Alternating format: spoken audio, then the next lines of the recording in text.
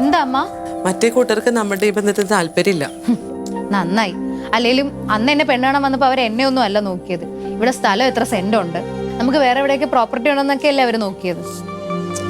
എടില്ലേ, നമുക്ക് ആ മില്ലിന്റെ അപ്പുറത്തുള്ള 25 സെന്റ് സ്ഥലം അങ്ങ് വിൽക്കാൻ ഏർപ്പാടാക്കിയാലോ? ഞാൻ ആ ബ്രോക്കർ റിവ്യൂ ഒന്ന് കണ്ടിട്ട് വരാം. അതെന്തിനാ ഇപ്പൊ വിൽക്കുന്നേ? മോളെ നല്ല ഒരു ആലോചന വന്നിട്ടുണ്ട്. പയ്യൻ ഗൾഫിലായിരുന്നു, ഇപ്പൊ നാട്ടിലുണ്ട്. പ്രത്യേകിച്ച് ഡിമാൻഡ്സ് ഒന്നുമില്ല. ദൈവമായിട്ട് കൊണ്ടുവന്ന ആലോചന. ഡിമാൻഡ്സ് ഒന്നും ഇല്ലെങ്കിൽ പിന്നെ എന്തിനാ സ്ഥലം വിൽക്കുന്നേ? മോളെ എടി, പയ്യൻ കല്യാണം കഴിഞ്ഞാലും നമ്മുടെ കൂടെ നിൽക്കും.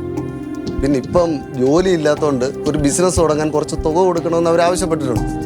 അതൊക്കെ വേണോ അച്ഛാ? നല്ല കൂട്ടരാ മോളെ. അവൻ ബിസിനസ് ഒക്കെ ചെയ്ത് പൈസ ഒക്കെ ഉണ്ടാക്കിയിട്ടുണ്ടെങ്കിൽ നമുക്ക് തന്നെയല്ലേ ഗുണം. എന്താ അമ്മ ഇത്? സ്ഥലം വിറ്റ് കാശുണ്ടാക്കി പറഞ്ഞയക്കാൻ വേണ്ടിട്ട് ഞാൻ നിങ്ങൾക്ക് അത്രയ്ക്ക് വലിയ ബാധ്യതയാണോ?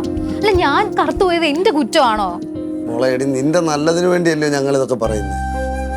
കറുത്തിരിക്കണ പെങ്കുച്ചിനെ എങ്ങനെ കെട്ടിച്ചു വിടാനെന്നൊക്കെയാണ് ബന്ധുക്കാരൊക്കെ പറയണത്. അവരുടെ മുമ്പിൽ നിന്നെ ഒരാളെ ഏൽപ്പിച്ച് അന്തസ്സായിട്ട് കെട്ടിച്ചു വിടണമെന്ന് ഞങ്ങളുടെ ഒരു ആഗ്രഹവും വാശിയല്ലേ. നിങ്ങളുടെ വാശി, നിങ്ങളുടെ ഇഷ്ടം, നിങ്ങളുടെ ചോയ്സ്. കറുത്തു പോയതിന്റെ പേരിൽ ഒരു ലൈഫ് പാർട്ണറെ ചൂസ് ചെയ്യാനുള്ള ഫ്രീഡം പോലും എനിക്കില്ലേ? നിനക്ക് എന്താ കാര്യം പറഞ്ഞാൽ മനസ്സിലാകാത്തെ? എത്ര ആലോചനകൾ വന്നു, എത്ര ആൾക്കാരെ നമ്മൾ കാണാൻ വന്നു.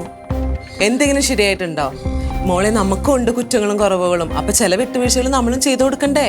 ഞാൻ ജനിച്ചപ്പോ തൊലി കറുത്തു പോയത് എന്റെ കുറ്റമാണോ അമ്മേ?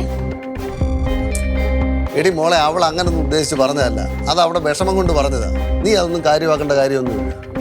പുതിയൊരു കൂട്ടർ വിളിച്ച് ഇങ്ങനൊരു ആലോചന ഉണ്ടെന്ന് പറഞ്ഞപ്പം ഞാൻ അച്ഛൻ വേറൊന്നും ഓർത്തില്ല. അവരിന്ന് വൈകുന്നേരം നിന്നെ പെണ്ണ് കാണാൻ വരുമെന്ന് പറഞ്ഞു.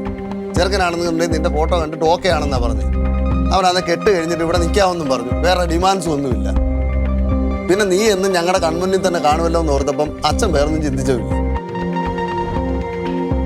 അച്ഛൻ എപ്പോഴെങ്കിലും എനിക്ക് എങ്ങനെയുള്ള ഒരാളെയാ വേണ്ടതെന്നൊന്ന് ചോദിച്ചിട്ടുണ്ടോ?